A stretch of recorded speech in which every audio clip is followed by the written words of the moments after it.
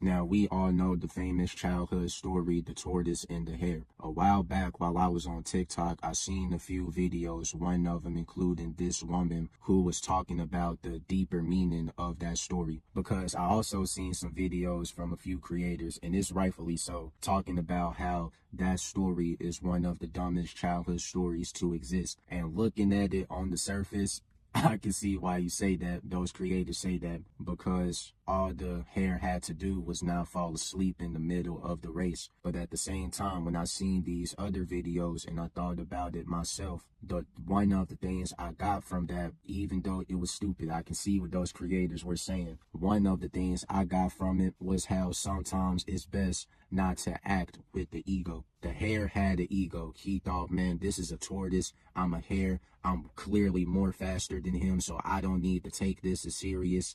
And because of that, that turned around and bit him in his ass, because the tortoise saw that the hare was sleeping, or maybe not seen him, but either way, since the tortoise was acting out of ego, he was like, man, I could take a quick nap and I'ma still dust this tortoise. But by the time he woke up, he seen that the tortoise was close, and he ended up losing. So not only was that showing sometimes it's best not to act out of ego, but it also showed me, and I got this from this woman's video, a tortoise can only act like a tortoise. A hare can only act like a hare. No matter how hard the tortoise might try to emulate the hare, it would never do it. A tortoise can only be a tortoise. The same thing with the hare. A hare can only act like a hare. So why do I bring this up? It's like she also said in that video, how she tied it all around. At the end of the day, it don't matter how much you might try to emulate someone else. You can never be 100% like that person. That person you trying to emulate can only be fully them, because